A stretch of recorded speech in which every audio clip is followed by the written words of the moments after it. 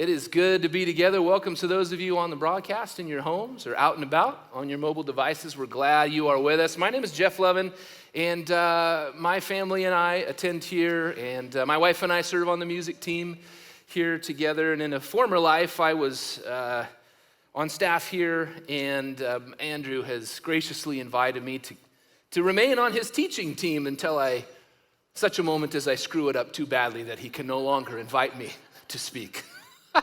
Anyways, it's a great privilege to be with you guys. I love being with you all and sharing what the Bible has to say. Today we're talking all about Jesus, my favorite of all of the favorite subjects, talking about Jesus. And we are continuing this series in Luke. Last week, Pastor Andrew did a just absolutely bang-up job talking about how Jesus uses normal people. That's such good news, right? Because, man, it's easy to feel like I'm just a run-of-the-mill person. God can't use me for anything significant. And, oh, man, if you missed it, go head over to our YouTube channel and find last week's message, smash that link and give it a watch. Today, we're in Luke chapter 9. We're continuing on in this series in the Gospel of Luke. And today is all about identity. Now, if you've been around Bridge Church even for a minute, you've probably picked up on the fact that Pastor Andrew, Jeff, others that teach around here, we sing about in our songs a lot, identity. We might talk about identity more than any other single subject. Because friends, the most important thing we have to come to understand, engage with, choose to believe is the identity of Jesus. And then that forms, shapes, transforms, takes over our identity. And that's what filters out into our lives, and that is where life change comes from. So if you're around here at Bridge Church, man, you're gonna hear us talk about Jesus all the time. You're gonna hear us talk about the identity of Jesus all the time, what that means for us. And we just happen to be back in the passage in Luke chapter 9 where we're talking about that. So grab your Bible and head over to Luke chapter 9. I want to start in verse 18. While you're getting there, I'm gonna ask you a question, I'm gonna tell you a story. Have any of you ever had the opportunity to be around, close up with, and speak to a truly famous person? Like upper echelon identity, everybody in the world knows who this is, kind of famous person. If the answer to that is yes, how did that make you feel? Like, what was your response to that? Epic identities create a response in us and even oftentimes sort of demand a response from us. Man, when I was in junior high and high school, I was a golfer. And for those of you who are sports people, I am with you. I understand that golf is not a sport. It is an activity requiring tremendous skill and dedication and more patience than the cumulative patience of the human race.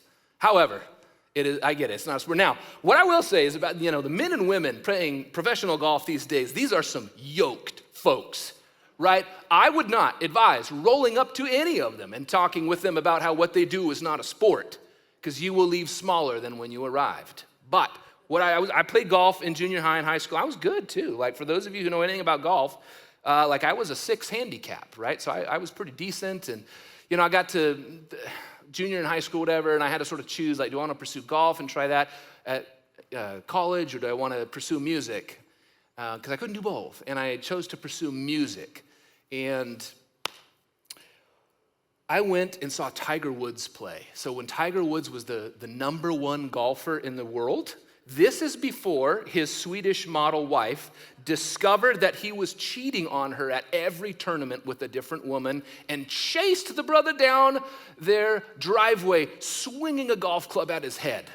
This was before that. This was before things got crazy. And he was just winning all the tournaments all the time. So I went to see him at Pebble Beach here in California.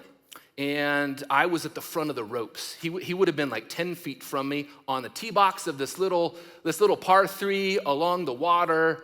And I was close enough I could smell his sweat. Gross, but awesome. And, this was like my dream, right? I was, at this point, I was still deciding, I might want to play golf. I might be able to play golf. Yeah, right. But I'm sitting there, and he gets up, and he's ripped, and he's awesome, and he's like just the best there is, and arguably the best there ever was at this time. And He gets up and it's just everything about his form is on point, and just like the club hitting the golf ball makes this beautiful ding, and he shanks it out of bounds. It wasn't a great shot. But what happened next is this guy, right? Identity, the number one in the world, the most famous golfer. He turns around and he says hello and he shakes my hand. And I like melted. I was like, you know? You ever been around a famous person? You know what I mean? And you just don't even know how to act around them. I remember back in 2018, I had a good friend here that used to work with me in the music department at the church here, and he was getting married. Pastor Andrew was supposed to do their wedding, and Pastor Andrew's son fell ill and ended up in the hospital, and Pastor Andrew calls me the night before. I'm like sitting on my, couch, probably watching golf or something, and he's like, hey, dude, my boy's in the hospital. I need you to do this wedding for me tomorrow. And I was like, oh, okay. Right, so I go there, and it turns out that a friend of the family is one of the most famous Christians in the modern world ever to live. So I'm up here on the platform marrying these two folks, and I look out, and like 5 rows back, looking at me, was Rick Warren. Now, Rick Warren, from like the mid-90s up until like the year 2010, was like Father, Son, Holy Spirit, Rick Warren, right? This was like one of the original Christian celebrities. Now, I'm of sort of the opinion that Christian celebrities shouldn't even exist, right? But this is what we do as human beings. We celebritize people. And this guy was like, when he spoke, everyone listened. And he was like the mega pastor's mega pastor. And he's looking at me, this absolute nobody from Fresno, California, performing this wedding last minute, and I don't even know what happened. I'm sure as soon as I saw the brother, I was like, do you, James, take her to be your lawful? Have you ever been around someone famous? And I got to meet him afterwards, and he was very gracious. He was like, oh, yeah, great job on that ceremony. Yeah, right. I'm sure it sucked badly because of you.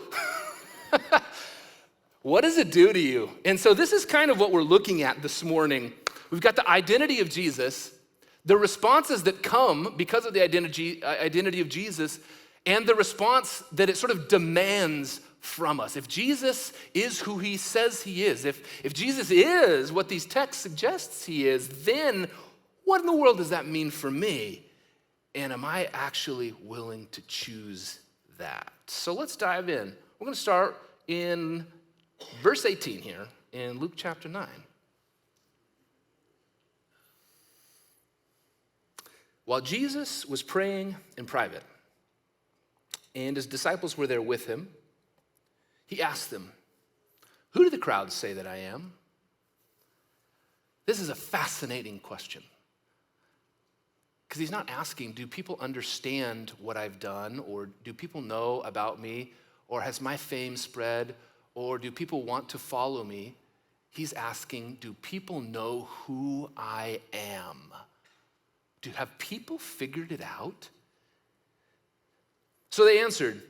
They gave some answers you might expect, right? John the Baptist. Well, you're this powerful prophet, right? And you've taken a new form. Or others said Elijah, which was the greatest of all the Old Testament prophets that pointed forward to one day when God would send someone to make everything right and to bring freedom. Still others said, yeah, you're one of the ancient prophets that's come back. They had no idea, right? They're just saying stuff.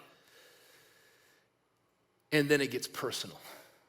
He turns and says, but you, the ones that I have personally invested in for nearly 3 years, that have slept alongside me as I do ministry, that have done ministry with me, that have shared meals, that have seen the way I speak to people, that know what is in my heart, what I am capable of, what I have the authority to do. Who do you say that I am? Peter answers, God's Messiah. So there's kind of a moment of triumph here in that Peter gives the correct answer. You have answered wisely.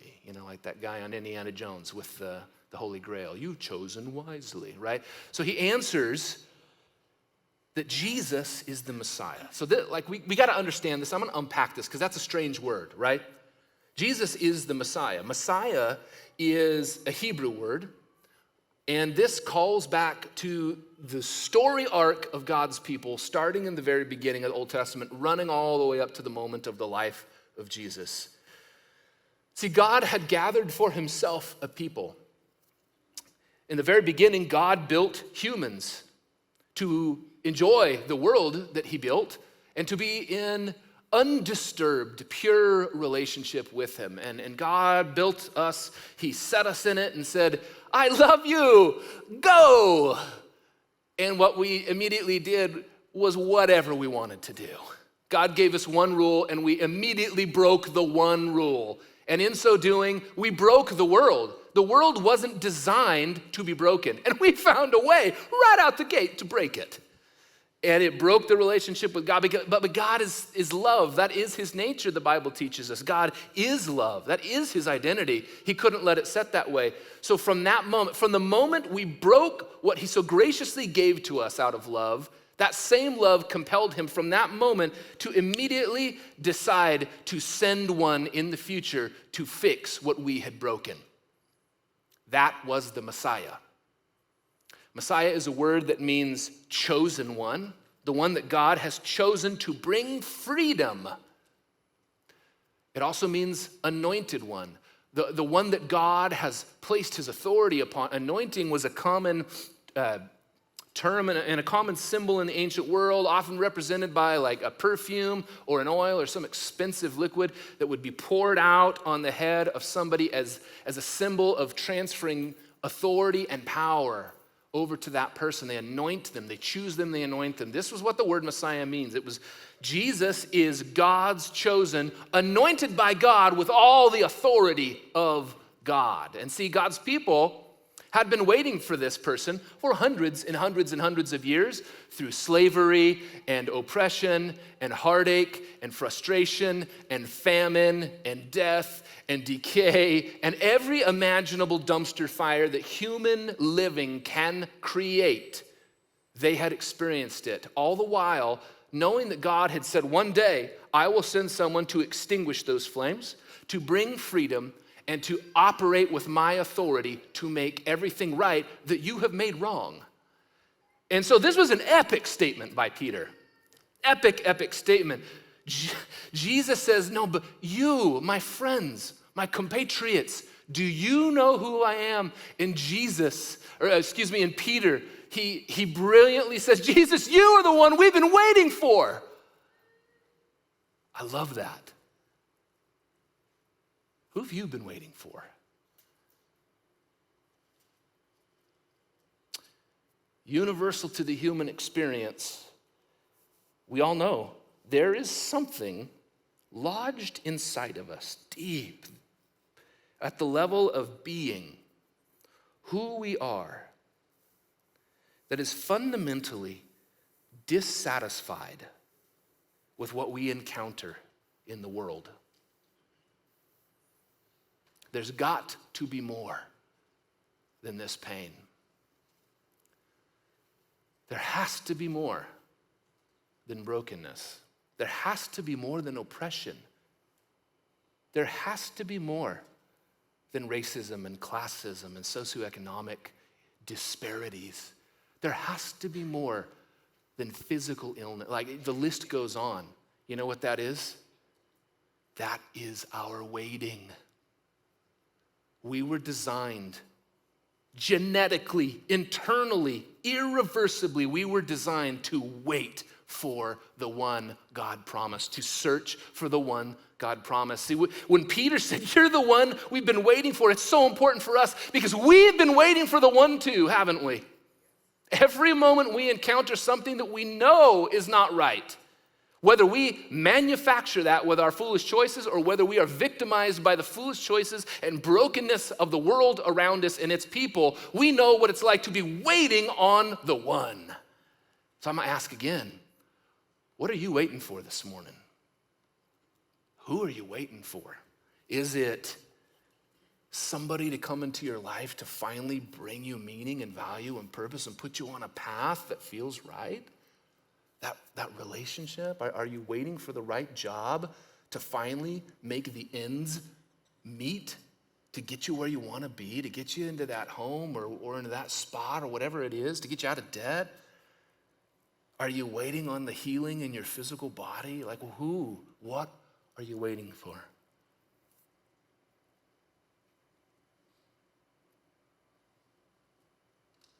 Jesus. So Peter says it. What's the big deal?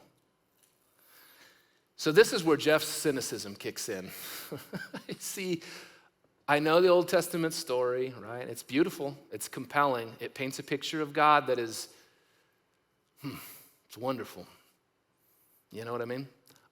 I'm responsible for breaking God's world, and he still loves me, and he's gonna fix it for me. That's awesome. I went into that because I am unbelievably good at breaking things. I am the world number one at making bad decisions, right? Like we know what that's like. How do we know Jesus is the one? Well, we got to reverse to chapter 8, where he puts together this unbelievable string of displays of authority, the kind of authority that only exists with God. Remember, anointed one, the one that has received from God all of God's authority. This is Jesus. He is the anointed one. He has this authority. So you go back to the beginning of chapter 8, mid-chapter 8, and we find Jesus and his buddies getting into a boat to cross the sea. They're going to go do some things on the other side of the sea, right? They start sailing away. They're on this boat. Jesus is tired, right, friends? He's tired from being Jesus. Can you imagine how exhausting it is to have hundreds of people constantly pressing in on you, begging you to fix all of the problems for them, many of which they created for themselves? Oh, no wonder the brother's tired. So he gets onto this boat.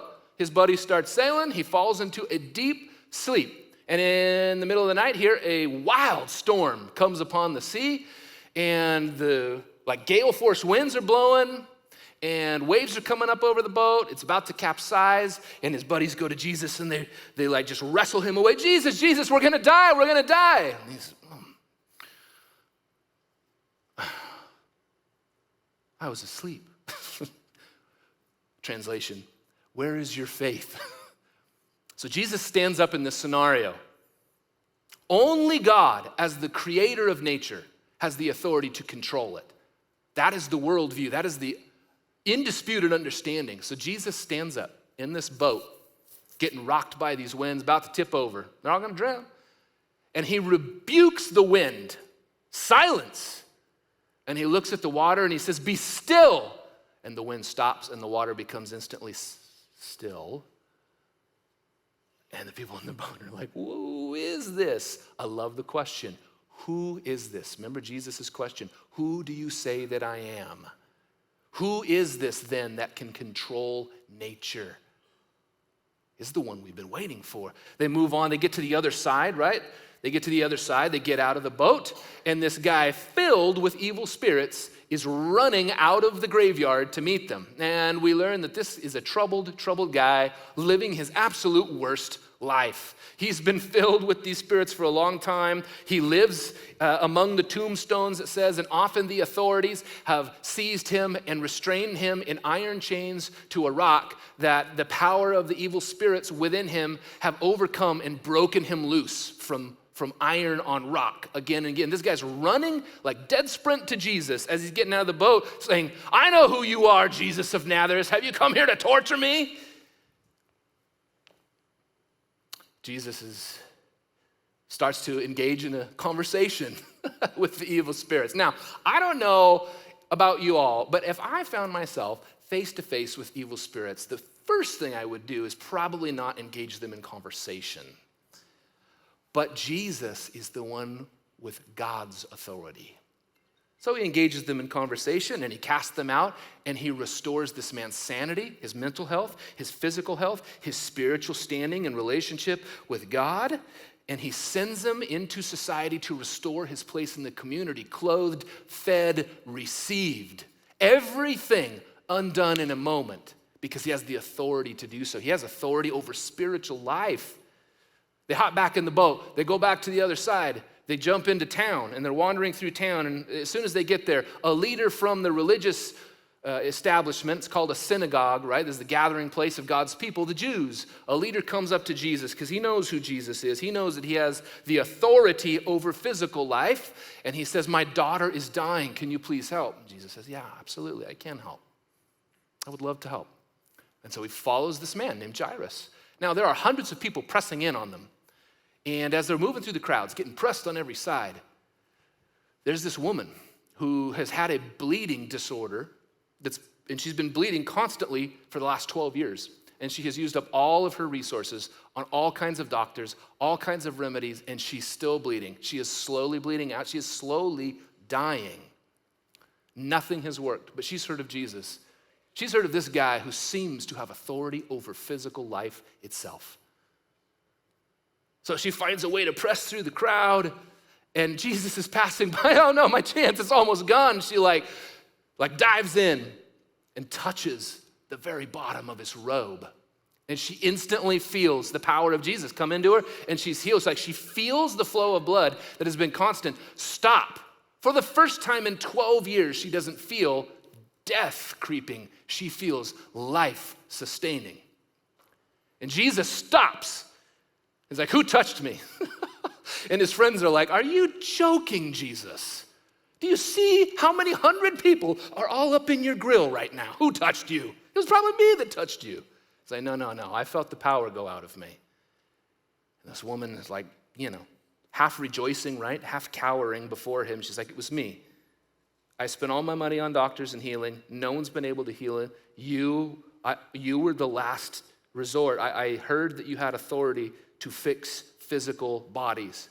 So I thought if I could even just touch you, I might have a shot from you receiving what no one else could give. Oh, that's a sermon in and of itself. I wish I could go there, but I can't. Are you willing to do what's necessary to touch the robe of Jesus? Wow. But Jesus says, your faith, man, it saved you. So he goes on there. He restores this woman's health, her life, places her in relationship with God. Your faith saved you.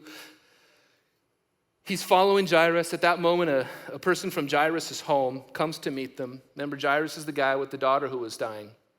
And he says, Jairus, your daughter has died. Leave the teacher, leave Jesus alone. Don't bother him anymore. And Jesus says, no. Let's go have a look at this.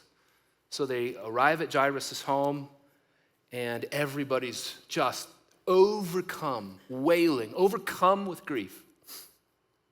Some of us here in this room and online, some of us parents, we know what it is like to lose a child and how that is an unconsolable level of grief. So Jesus rolls up into this scenario in this home, and everybody is wailing with inconsolable grief. He sees a body of a young girl covered in cloth.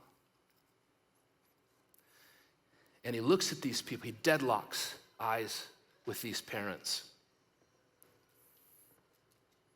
She's not dead. She's resting.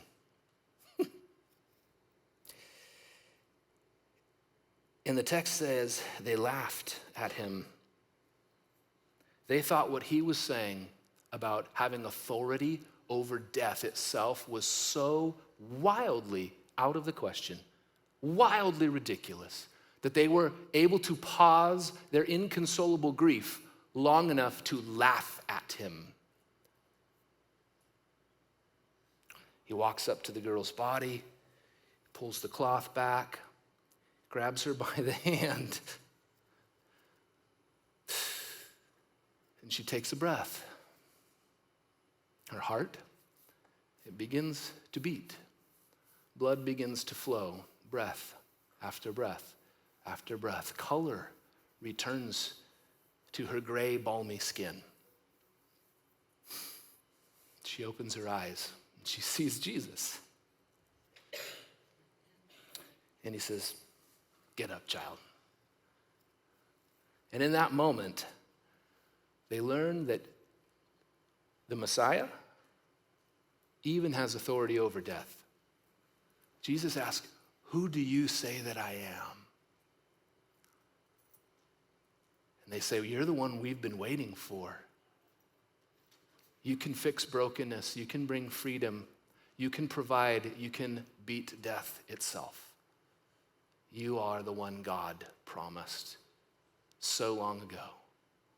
This is an epic moment in the development of the life of God's people.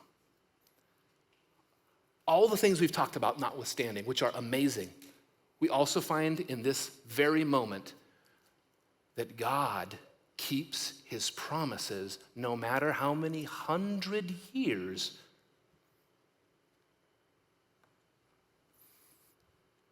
we have to wait.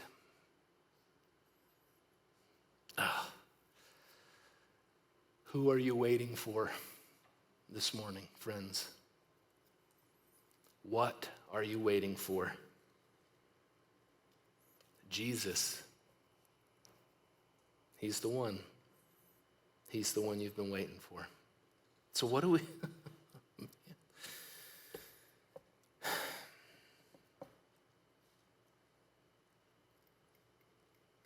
Just thinking about this in the context of my own life, right? I'm going to pause here, my notes, and just be real with you all.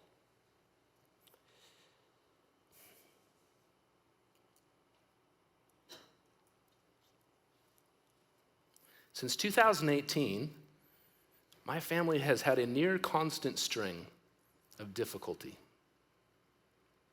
Kids with chronic health issues, kids with ultra-rare genetic disorders that will affect the rest of their lives as well as mine, struggles of my own, family members dying, like all the things that are part of life. You all know what I'm talking about, right? And what has happened to me personally in the midst of all of that is that I've discovered that the faith that I inherited from my family, for which I am exceedingly thankful, was not enough to weather those storms because it was not my own. I've discovered that all through that, I have been waiting. I have mistaken the brokenness of my heart at the difficulty my family has experienced that I cannot solve for them as the waiting for the one who can. And so when I'm reading this and I'm asking the question, who are you waiting for? I just want you to know, friends, that I am absolutely not any different than any of you. And in real time, I'm being reminded that I am, in some very real ways, just like you, waiting for Jesus, waiting for him to exercise authority in the ways that I know he hasn't. So what do we do with that? The text goes on. Let's read verse 23. Thank you for listening. I think it's important in the church and in the people of God, like if somebody's going to stand up and talk to you out of the Bible like they know what they're talking about, or assume a position that they're in a spot of leadership, like you need to know who that person is, and you need to know what they're about. So I thought it would be a good moment to share a little bit of that with you. The text goes on to say, Jesus then said to them all. So we have chapter 8, all of the identity statements that show the authority God had given Jesus. Authority over death, authority over nature, authority over provision. I didn't even mention the story about how Jesus, from a couple pieces of bread and a couple fish, ends up feeding 5,000 men, not counting women and children. Jesus has authority over resources too, right? What comes immediately after that is Jesus saying, "Who do you say I am?" And they're like, "Well, you're the one we've been waiting for." And what comes immediately after that is this. Jesus said to them, "If anyone wants to follow after me, you've seen my authority. You are beginning to understand that I am the one you are waiting for and that I have the authority from God. God is the one who has sent me to bring freedom, to make things right, you are affirming this, it makes sense then that you would want to follow this person. If they do have this authority from God, if they are indeed the one we've been waiting for, then we need to move forward with the one you've been waiting for so that you're no longer waiting for the one. Follow them, especially if they've displayed authority over life itself and everything within it. He says, super. So there's an assumption in this passage that yes, you are who you say you are, and we want in. I want that. So Jesus responds, if anyone wants to follow after me, you want to experience the freedom that I'm going to bring, the healing, the making of things right that I am going to accomplish. Let him deny himself, take up his cross daily, and follow me. And here's where he shares what that means. For whoever wants to save his life will lose it. Yikes. Whoever loses his life because of me will save it. What does it benefit someone if he gains the whole world and loses or forfeits himself? So we gotta understand, friends, that the identity of Jesus, it demands a response from us. We're not given the option to simply sit in it and be like, yay, Jesus, you have authority. That's super fantastic. We got to respond.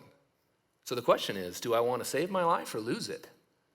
That's what Jesus is saying here. Do you want to save your life or do you want to lose it? And the great irony is,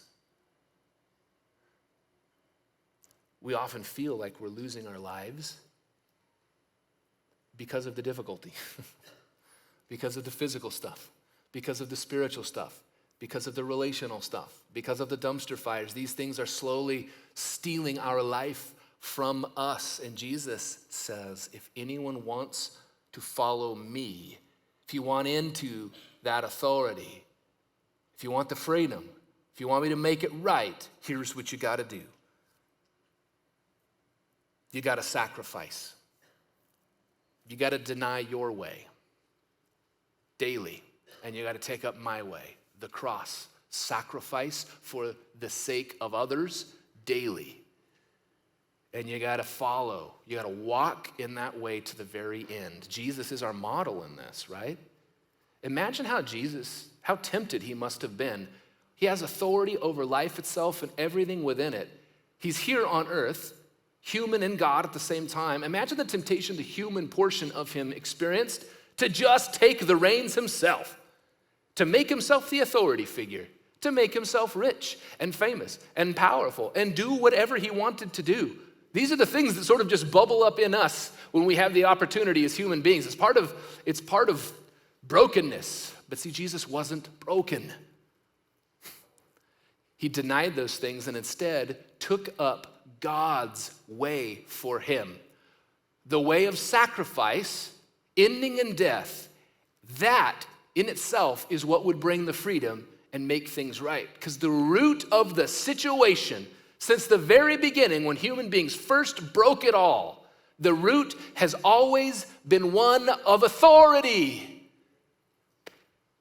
God said, here is life. Enjoy life and enjoy me.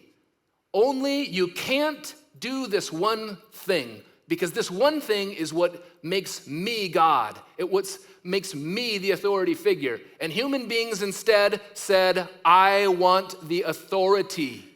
I want to know the difference between right and wrong and good and evil. And so we learn early on in the Bible that they make that choice, and it breaks everything.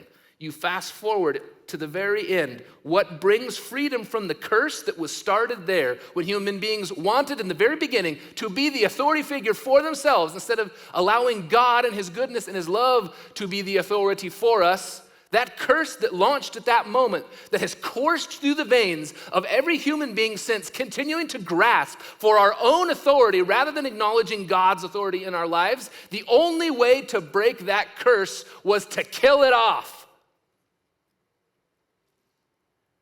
And so God said, I promise that one day I will kill it off. I will kill the curse. And in so doing, there will be freedom and things will be made right. And you will notice the difference. Enter Jesus. He denies himself. He takes up the curse and he carries it to the very end. And he provides the death that kills the curse. And freedom enters the picture. Who are you waiting for? What are you waiting for? Is it Jesus? Is it freedom? Because that is how you get it. Freedom for you, friend, is not going to come through trying harder, being richer, becoming more awesome, or sinning less. Freedom will come the moment you allow the curse to be killed in your life. Jesus has accomplished this. All that remains is for us to acknowledge that it is Jesus that I've been waiting for.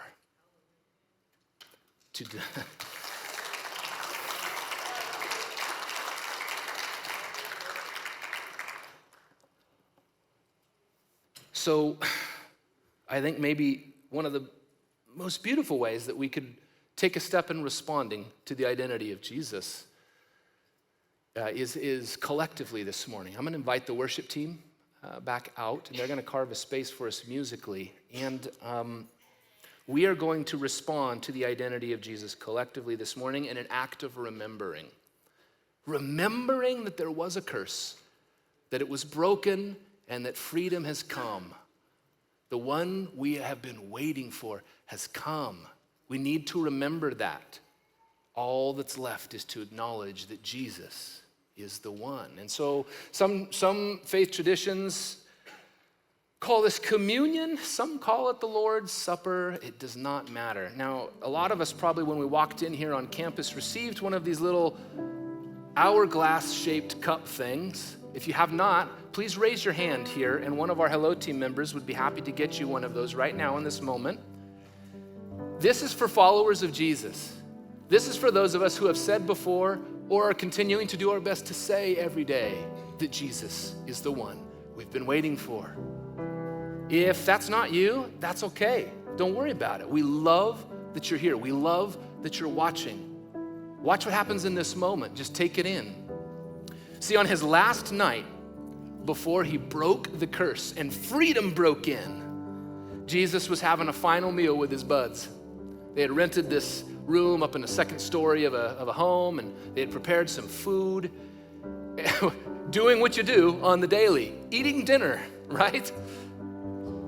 Jesus is just eating dinner. And I'm sure they had all kinds of great conversation. There's a few interesting nuggets throughout the New Testament that are recorded at this dinner. This is one of them. Jesus pauses at one point in the dinner, and he picks up a piece of bread. Now, in your little dual cup scenario, that's represented by the little piece of bread. And Jesus takes the bread, and he rips it apart. And he says, here, friends, is the cost of saying goodbye to the curse. My body, its flesh is going to be ripped apart. I'm going to be beaten, and I'm going to die because it is the only way, death is the only way to destroy the curse. To begin again with new life, death must first come. A little bit later, he grabs a cup of wine. Water wasn't very safe. They commonly drank wine at a bunch of their meals because it was actually safer. And he takes it and he pours a little bit of out. And he says, look at that red liquid getting poured out. Friends, in a few hours, my blood is literally going to be pouring out of my body. I'm going to die because that is the price of the death of the curse. The only way new life comes is if death comes first. And I am going to do that. And in so doing, a level of freedom, a level of having made it right that you have never known, you are going to experience in that moment that I am the one you were always waiting for. And your wait has paid off. Step into freedom. And friends, Jesus said, every time you have dinner, remember this. I love this. Jesus was throwing us a bone, knowing how human we were, how prone to forgetting. Life gets busy. We get concerned about our own things, and it's easy to forget that we were cursed, waiting for one who could bring freedom. And Jesus is who we were waiting for. He says, remember this. Take a drink and remember me. Eat a piece of bread and remember me. Remember that I was the one you were waiting for. And so our music team, they're going to lead us in a song called King of My Heart. And I just love that because it's in our heart, in our interior life that is lodged who we are, our identity, that nagging sense that we have been waiting for one that has not yet come. And we remember that he came. And that all that remains is for us to remember that Jesus is who we've been waiting for. So sit with that a minute. Examine where you are. Examine the answer in your life to the question, who am I waiting for? And when the moment feels good to you, remember, take the drink, take the bread, and remember, friends, the way forward into freedom is acknowledging that Jesus has always been the one you've been waiting for.